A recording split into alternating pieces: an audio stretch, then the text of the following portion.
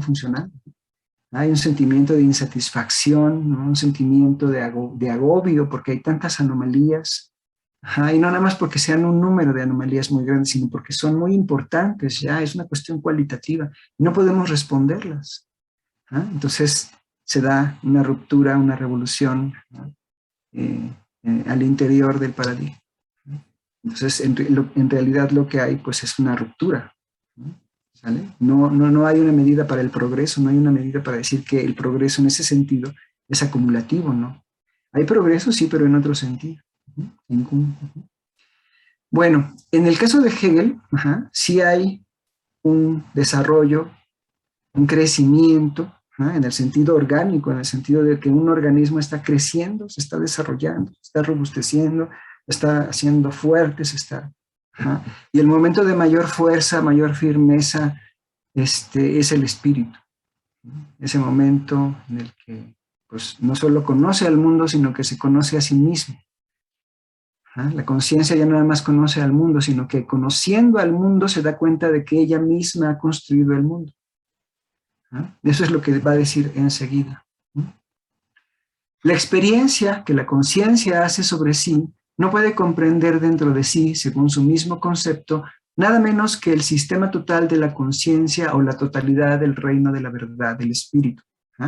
Aquí claramente Hegel está hablando de la experiencia que la conciencia hace sobre sí a través de la fenomenología del espíritu, ¿no? A través de la ciencia de la experiencia de la conciencia. Está teniendo una nueva experiencia, no una experiencia de un objeto particular o de un proceso particular, no, está haciendo la experiencia de sí misma, ¿sí?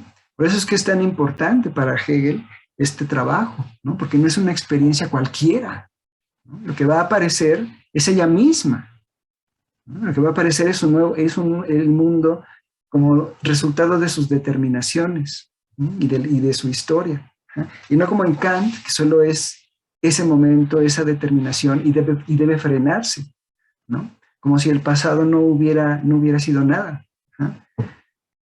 En Hegel, el resultado de estas determinaciones, el resultado de la investigación es que estas determinaciones son históricas y que hemos estado todo el tiempo en realidad determinando la realidad, la verdad, el objeto, el mundo.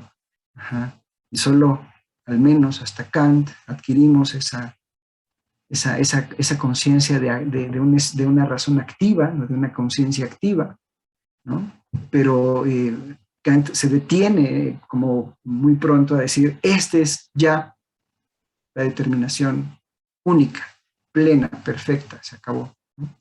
Cuando Hegel ya empieza a poner las bases para una crítica de esto, ¿no? de una realidad estable, de una realidad absoluta, de una realidad fija, de un conocimiento inamovible. Y a mediados de este siglo, 1880 y pico, 1850, a partir de ahí empieza a haber manifestaciones de una búsqueda de una física nueva, de una geometría nueva, que no sea euclidiana, de una lógica nueva.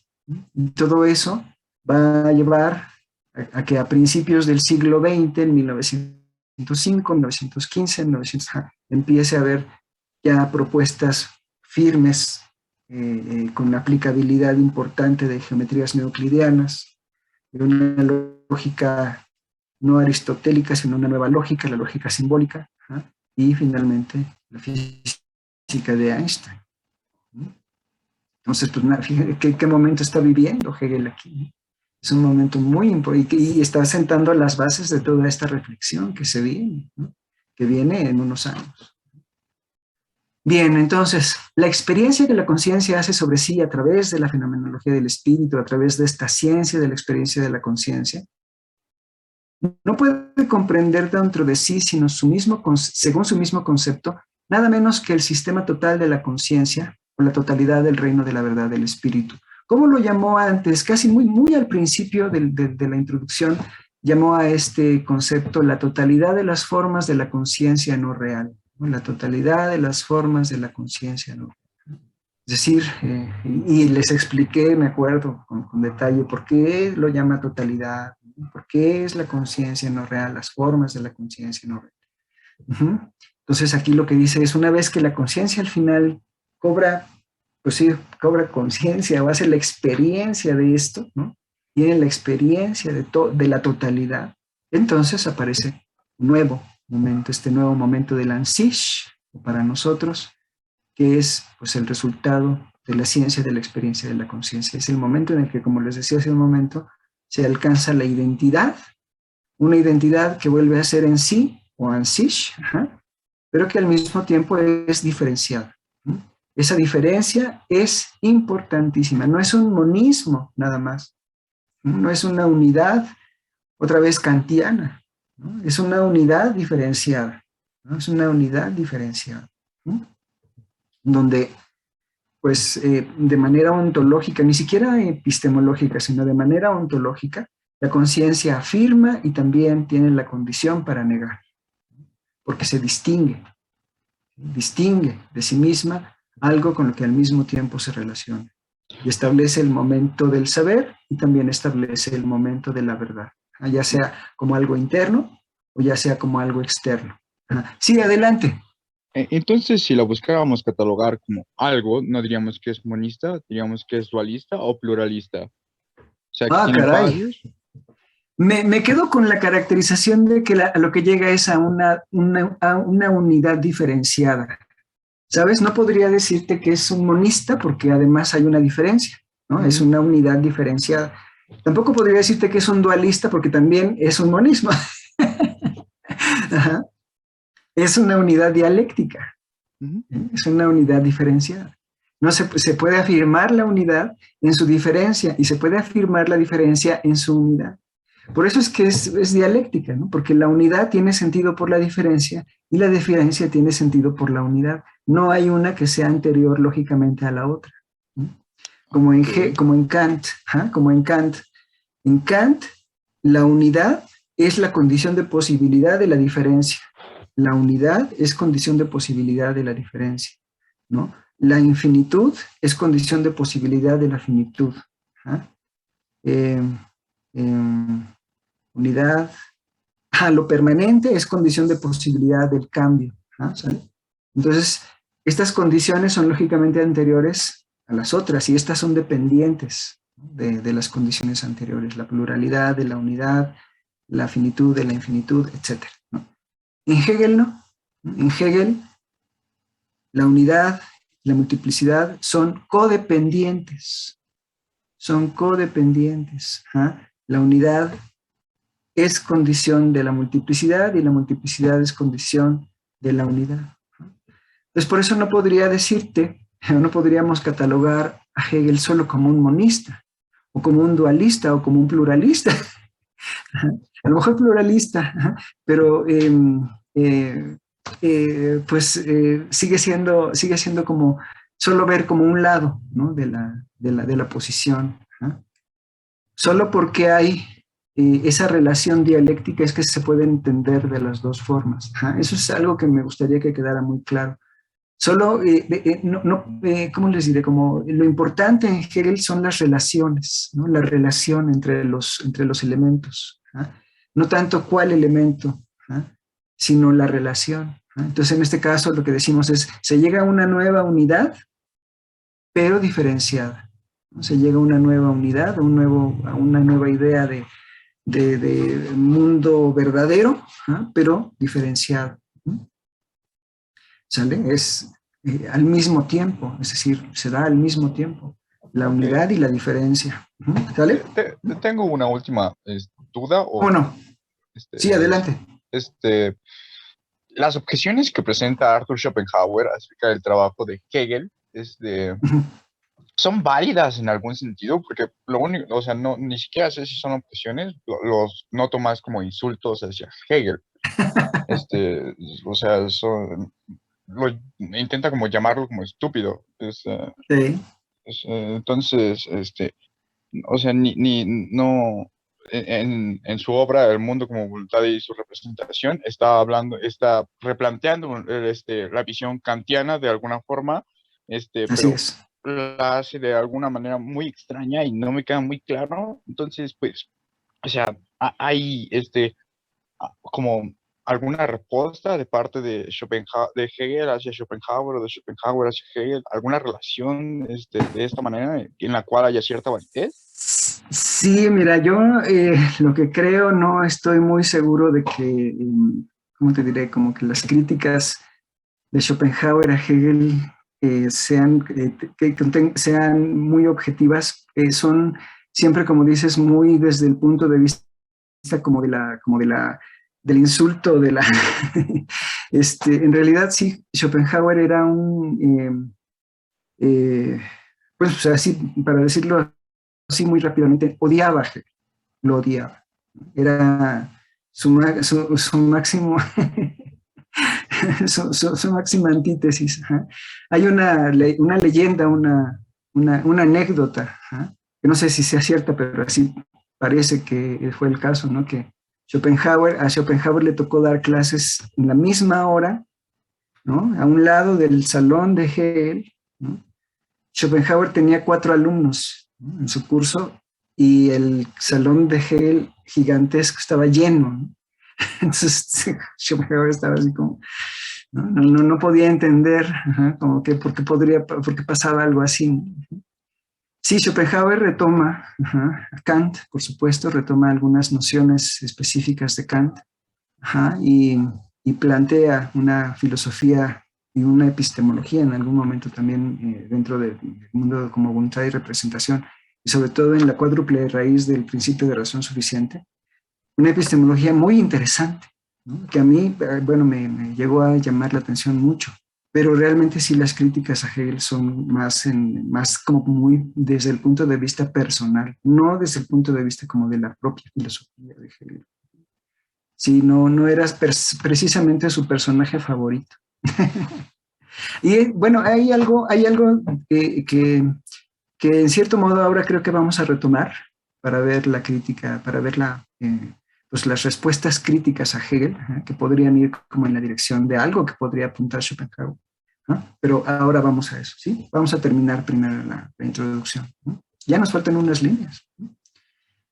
Bien, bueno, fíjense bien, entonces, de tal modo, dice Hegel, que los momentos de la verdad se presenten bajo la peculiar determinabilidad de que no son momentos abstractos puros, a la manera de categorías kantianas sin contenido, sino tal y como son para la conciencia, como esta conciencia misma aparece en su relación con ellos, a través de lo cual los momentos del todo son figuras de la conciencia. Es decir, este trabajo no es únicamente formal, no es únicamente un estudio formal como un estudio trascendental, ¿no?, sino que es un estudio que reúne o intenta reunir forma y contenido.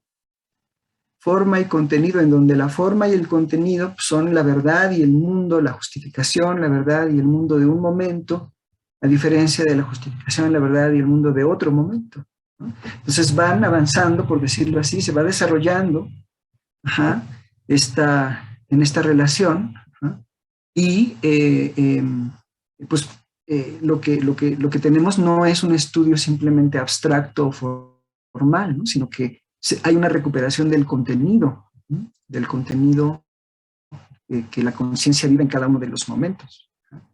Pues no son momentos abstractos puros, sino tal y como lo son para la conciencia, ¿no? Ajá, es decir, si hacemos un recuento de nosotros mismos, nos podemos recordar en un mundo distinto del que vivimos ahora, ajá, pero ese mundo tiene contenido, ¿no? No es solo forma, no es solo reglas, no solo son normas, ¿no?, como en el caso de Kant, ¿no?, sino que es una configuración específica. Forma y contenido forman una unidad, ¿no?, en cada uno de los momentos. Lo que pasa es que se van distinguiendo las formas o las normas y el contenido. Se busca un contenido nuevo, se intenta determinar ese contenido nuevo y estas formas tienen que cambiar. Y la conciencia también, y la relación sujeto-objeto también, ¿sí? No es una normatividad que atraviese sin cambio, ¿no?, sino que forma y contenido, ¿no?, conforman una unidad también pues diferenciada, ¿no? Y se va así, como haciendo esta separación, esta determinación, se va, y todo va cambiando, van cambiando el mundo, va cambiando las pautas, o las normas, la normatividad, y va cambiando también la conciencia. Por eso las llama Hegel figuras de la conciencia, ¿no? Momentos, figuras de la conciencia. Cada una de ellas es distinta, pero si se fijan, cada una de estas figuras es el resultado de un proceso de negación o de mediación, de reflexión de la anterior. De la anterior. La nueva, el nuevo mundo verdadero es el resultado de la negación o la mediación de la anterior. Muy bien, impulsándose a sí misma hacia su existencia verdadera, la conciencia llegará entonces a un punto en que se despojará de su apariencia de llevar en ella algo extraño que es solamente para ella, y es como un otro, y alcanzará por consiguiente el punto en que la manifestación se hace igual a la esencia, y en el que consiguientemente su exposición coincide precisamente con este punto de la auténtica ciencia del espíritu. Y por último, al captar por sí misma esta esencia suya, la conciencia indicará la naturaleza del saber absoluto mismo.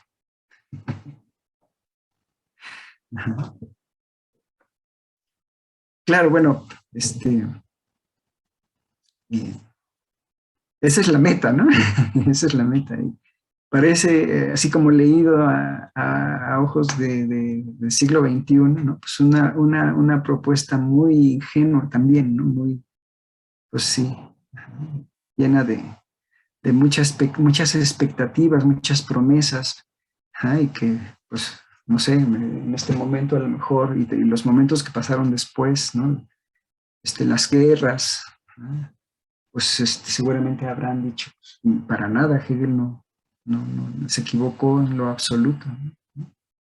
Sin embargo, bueno, pues es interesante, es importante ver esta propuesta como una propuesta que plantea el cambio, ¿no? Que plantea un pluralismo epistemológico, ontológico, una relatividad epistémica, una relatividad ontológica, ¿no? Como una de las primeras, ¿no?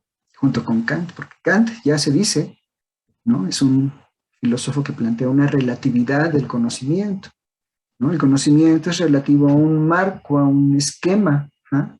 Pero solo es uno, ¿no? El esquema categorial, ¿no? Solo es uno. Y el conocimiento es relativo a ese esquema. Con Hegel lo que vemos es que el conocimiento y el mundo es relativo a distintos esquemas, ¿no? Que van en una relación dialéctica conformándose, desarrollándose a lo largo de la historia. ¿Vale? No, Bueno, a acerca ver, de sí. ese comentario, no me parece que la visión hegeliana sea ingenua, tan ingenua. Me parece que todo depende acerca de la propiedad en cuanto a la que lo estemos viendo. Si lo vemos desde una perspectiva ontológica, no me parece para nada ingenua, porque una cosa es la ontología y otra es la economía, y otra es la epistemología. O sea, en cuanto ves a las guerras como un fenómeno económico, te explicas por completo el fenómeno de la guerra. Son momentos de liberación y de cambio de la industria, pero y ontológicamente no significan nada en el cambio de las propiedades del ser humano y de la conciencia en sí. Simplemente significan negaciones y cambios de los sistemas imponentes. Me parece bastante acertada en muchos aspectos y en esta semblanza que tengo de la introducción me parece muy agradable, por lo menos. Sí, estoy de acuerdo. Solo que lo que digo es que en algún momento los críticos de Hegel, los detractores de Hegel, pues plantearon que también en esta posición pues, había hasta cierto punto una cierta ingenuidad, ¿no? Como a lo mejor de Kuhn se planteó en algún momento también que su modelo de cambio científico solo era una caricatura. Ay, caray, ¿no? Así fue muy fuerte, ¿no? Pero bueno, pues es una posición muy importante, ¿no? Es una posición, una propuesta realmente muy importante que marca pues una manera de hacer filosofía, ¿no? Y que, digamos, pues es importante, es interesante conocer, ¿no? Bien, voy a repasar estas últimas líneas, explicar estas últimas líneas por si no se entendió. Dice Hegel, impulsándose a sí misma hacia su existencia verdadera. ¿Dónde está su existencia verdadera? ¿Dónde coinciden verdad y mundo, verdad y razón, ¿no? Bueno, pues al final del proceso, en el presente, ¿no? Impulsándose a sí misma hacia su existencia verdadera. Ajá, el Ricardo de 15, de 20, de 30, ajá, llegará necesariamente a este que soy yo, que estoy escribiendo mi historia, ¿no? ¿Sale? ¿Se acuerdan? Les ponía yo un ejemplo de una persona que ha perdido la memoria, entonces está viendo un televisor y está viendo una historia de alguien que le está pasando cosas, no se da cuenta de que es él mismo y al final pues lo que ve es a él mismo viendo la historia de esa persona y se da cuenta de que es él mismo. Ajá. Entonces recupera, por decirlo así, dice, entonces ese que estaba viendo no es otro sino yo. Ajá.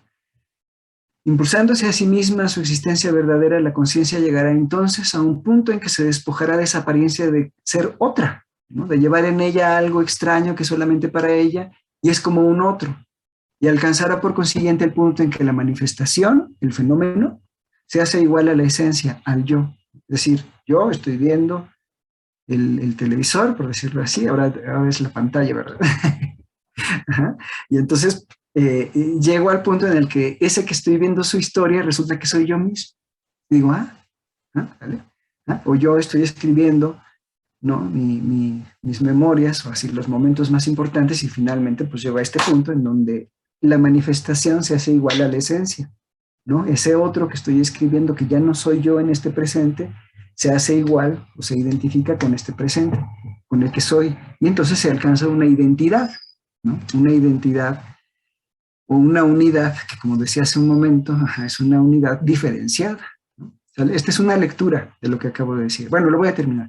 El punto en que la manifestación se hace igual a la esencia y en el que consiguientemente su exposición, la ciencia de la experiencia de la conciencia, la fenomenología del espíritu, coincide precisamente con este punto de la auténtica ciencia del espíritu. Y por último, al captar por sí misma esta esencia suya, la conciencia indicará la naturaleza del saber absoluto mismo, ¿no? Bien, hay otra forma de leer esto que acaba de decir Hegel, otra forma de interpretar estas últimas líneas. Fíjense bien, ahora voy a hacer esa otra interpretación.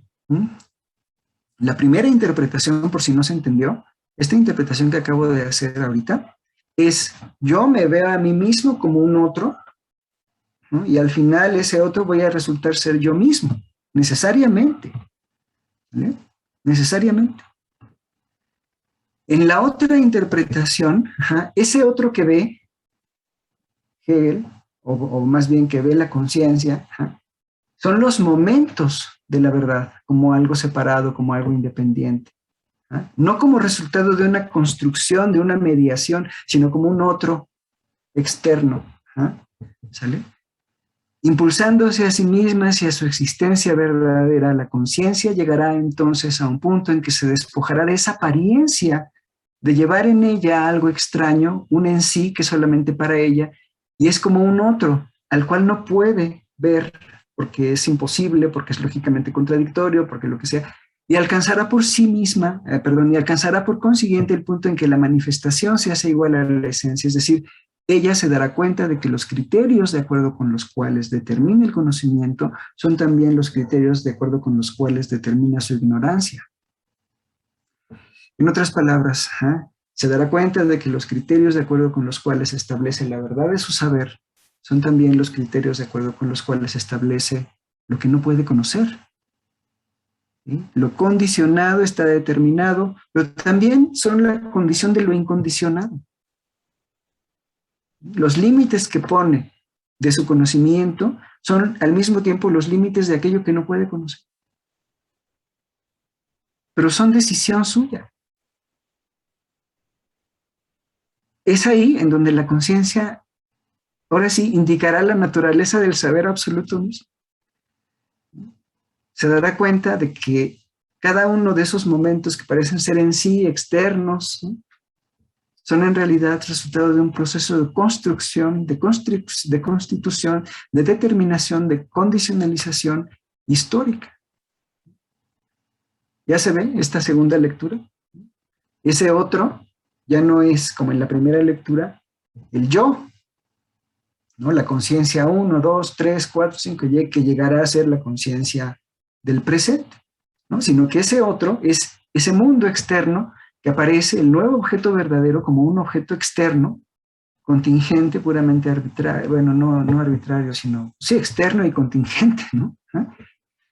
No me acuerdo si dice eso, llega a ese momento, dice Hegel, sí, de una manera puramente contingente y arbitraria. A ver, déjenme ver rápido si lo dice así, porque de repente me sonó muy raro. La pura aprehensión de lo que es en sí para sí,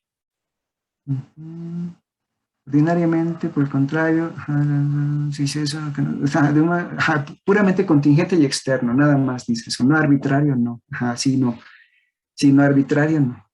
Contingente y externo, sí. Bueno, entonces, ese nuevo objeto verdadero que aparece a la conciencia como algo contingente y externo, tiene que ser visto, puede ser visto al final como resultado de un proceso de mediación. Si esto es cierto, entonces al final, cuando la conciencia reflexione sobre su mundo, verá que es el resultado de eso, ¿sí? De un poder productivo, constitutivo, ontológico, epistemológico, de la conciencia todo el tiempo. Entonces, incluso lo que está más allá, lo no conocido, lo incognoscible, está en ella. Es decir, sus propios criterios lo marcan, lo establecen. ¿Sale? Entonces, a diferencia del momento kantiano, en el que él plantea la distinción fenómeno-cosa en sí, y la cosa en sí como algo incognoscible, por definición estricta, de manera estrictamente lógica o trascendental, lo que Hegel plantea es, si esto es cierto, Kant, si eso es cierto de verdad, entonces incluso tenemos las condiciones de lo incondicional. Históricamente podemos hacer eso, lo hemos hecho. Entonces, esa barrera que tú pones de manera estrictamente trascendental, de manera estrictamente formal o lógica, será trascendida en algún momento. Fue trascendida en algún momento. ¿Sale? Entonces, eso es lo que según Hegel se puede ver en la historia de la conciencia hacia el espíritu, ¿no? Que el mundo, ¿no?, es una constante, una continua construcción de la conciencia, ¿no? Aquí se abre un gran problema, ¿no? ¿Sí? Si es eso solamente, entonces, ¿cómo sabemos? No, otra vez, por eso es que es diferenciada, ¿no? ¿Cómo sabemos que esa construcción es correcta? ¿No? ¿Cómo sabemos que esa construcción es verdadera? Bueno, pues es un supuesto que Hegel tiene que ser así, ¿sí? Porque ese nuevo en sí o esa nueva sospecha, ¿no?, puede darse al interior del proceso. Es un nuevo momento, podríamos decir, un momento posterior. ¿Qué tanto la ciencia realmente representa la verdad, la realidad? Lo que pasó, lo que ocurrió, cómo se conformó el universo, cómo se formó, ¿no?, cómo se formó la vida, ¿no? ¿Qué les pasó a los dinosaurios, ¿no? Bueno, en otras palabras, pues es la conciencia la que está construyendo todo eso. Y pensar que a lo mejor otra es la realidad, que a lo mejor lo que les pasó a los dinosaurios fue otra cosa y no lo sabemos, que a lo mejor el universo se formó de otra manera que no describe la ciencia, pues es ir más allá, ¿no? Si se fijan, es ese momento en el que la conciencia se desplaza, hace una inversión de sí misma y dice, ¿y qué tal si? ¿Y qué tal que? A lo mejor algo está fallando. Pero ese momento no es este momento. Ese momento no es este momento. Este momento es el momento del saber absoluto mismo, donde la conciencia cobra conciencia de esto, ¿sí?, de la totalidad de las formas de la conciencia no real, que al mismo tiempo es la totalidad de la realidad, la totalidad del reino de la verdad, como dice ahí. Oh, Sí, ok. adelante. Entonces, bueno, lo simplifico de esta manera, o sea, si pusiera en términos simples Hegel, y eso es lo que estoy intentando hacer de manera muy dura, es mantener la mente abierta porque en todo momento vas a darte un tope Así con lo es. que no sabes y lo que sabes lo estás Exactamente. determinando y lo estás determinando y Exacto. va a haber una observación clara, un momento preciso en el cual va a Sí. cambiar en su totalidad esto, ¿no? Pues, Sí, sí, sí, sí, en el fondo es eso, ¿no? En el fondo es, pues mantén la mente abierta, no, esto no está cerrado, es un momento simplemente, ajá. Él no puede decir esto va a cambiar, tú no está en condiciones para ello, ajá, pero como efectivamente pasó, pero sí le están las condiciones, al menos las condiciones formales, ontológicas, no nada más lógicas, sino de una forma más importante, creo yo, para Hegel, ontológicas, para esa diferencia. ¿Mm? Pero, Sí, figurándome todo el concepto histórico que tiene Hegel, que está viviendo, ah, atrás la sí. época de la iluminación, donde todo es un determinismo absoluto, en el cual tienes que decir el absoluto de todo. Esta es Ujú. una postura muy poco ortodoxa, ¿no? Absolutamente, absolutamente. O sea, su pensamiento es fuera de lugar para su época. Sí, Es, sí. Sí, va más no, allá, por supuesto. Es un ir más allá, es un trascender, una sí, sí, forma de sí. entender la historia, claro, claro, sí, sí, sí, por supuesto. ¿Sí? Como al mismo tiempo, pues sí, en cierto modo, condicionada por ciertos criterios, ciertas condiciones que son necesarias, pero al mismo tiempo desde otro punto de vista, pues contingentes. Sí, sí, sí, sí, sí, así es. Y en fin, bueno, pues aquí está, así hemos terminado la introducción a la fenomenología del espíritu. Pues es, como les digo, una propuesta muy importante, ¿no? Realmente muy importante, una nueva forma de entender en ese momento, una nueva unidad, una nueva propuesta de entender una unidad entre el saber y el ser, ¿no? Donde la realidad, eso que desde las primeras líneas de la introducción dice, ¿no? En filosofía es natural pensar que antes de ir a la cosa misma hay que ponerse de acuerdo sobre el conocimiento. ¿Recuerdan? La cosa misma, ¿no? La realidad y el conocimiento no pueden separarse nada más así de una forma pues, ahistórica, lógica, trascendental, sino que lo que es importante es ver esta constitución, esta construcción en la historia. Y si la vemos así y llegamos al presente, lo que vamos a ver es que incluso este presente es el resultado de una mediación. Y ahí vamos, ¿no? Y un poco como dice el compañero, ¿no? Mantengamos la mente abierta, la conciencia abierta, ¿no? A lo que venga y aceptemos, ¿no? Un poco. A lo mejor pues, pueden darse estos momentos otra vez, ¿no? La negación, absoluta negación determinada, pero pues sí, ¿no? Estará presente, ¿no? De alguna forma en el cambio posterior, ¿no? Eso no lo puede decir Hegel. Es aquí en donde puedo empezar, por ejemplo, a hacer algunas precisiones del proyecto hegeliano. Una de ellas, como ya he venido diciendo desde hace algunas clases, es que la fenomenología del espíritu no es predictiva. Ajá. No puede decir, ahora lo que viene pues, es la negación de todo esto que estoy diciendo. No es predictiva, no es una ciencia predictiva, no puede decir lo que va a pasar, por más que tiene las condiciones para ello, ¿no? Porque así se leyó también, ¿no? Hegel tiene las condiciones de su propia superación, ¿no? De su propia Hegel. Nos está diciendo aquí, pues, lo que sigue pues, es la negación de Hegel, ¿no? Tal cual fue, ¿no? En la filosofía analítica, los filósofos pragmatistas, ¿no? El positivismo lógico, ¿no? Son la negación, un intento de negación de esta forma idealizada o idealista de entender la historia, ¿no? Pero no, la fenomenología no puede hacer eso, no puede predecir. ¿Por qué? Pues porque eso es, creo yo, muy, muy palpable, ¿no? Solo puede hacerse fenomenología de aquello que ya fue o que es, ¿no? Ya sea pasado o presente, pero no del futuro, de lo que todavía no es. La ciencia de la experiencia de la conciencia es eso, ciencia de los objetos que van apareciendo como resultado de la mediación. Y ese que todavía no es, pues, resultado de la mediación, pues no se puede hacer nada, no se puede describir, ni se puede hacer ciencia de lo que todavía no es experiencia. Ajá. Entonces, está pensando Hegel, creo, más bien en una ciencia no del tipo física o de ese tipo de ciencia predictiva, sino más bien en una ciencia que habla sobre el desarrollo de un organismo más desde el punto de vista de una biología, por ejemplo, ¿no? De una fisiología, ¿no? Bien, bueno, esa es otro asunto que también es algo discutible, es algo que se sigue discutiendo, es si la fenomenología del espíritu explica o justifica el presente, si explica o justifica, ¿no? Hay algunos que dicen que simplemente pues explica el presente, ¿no?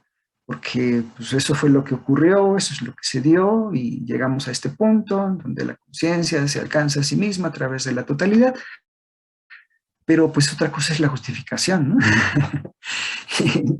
Otros filósofos, por ejemplo, los de izquierda, ¿no? Dirán, no solamente explica, ¿no? Porque no es, si planteamos esa distinción entre explicar y justificar, pues hacemos una distinción otra vez que Hegel no admitiría, ¿no? Tanto explica como justifica el presente. ¿Por qué pensamos lo que pensamos? No solo desde un punto explicativo, sino también pues, justificatorio, ¿no? Se da otra vez esta unidad entre explicación y justificación. Sí, adelante. Y no puede hacer ambas, dependiendo de cómo la interpretes y de cómo la estés usando. O sea, supongo Sí, que es como sí. una herramienta. O sea, la física puede ser descriptiva o puede ser predictiva, dependiendo del uso que le estés usando. Y la mecánica, igual.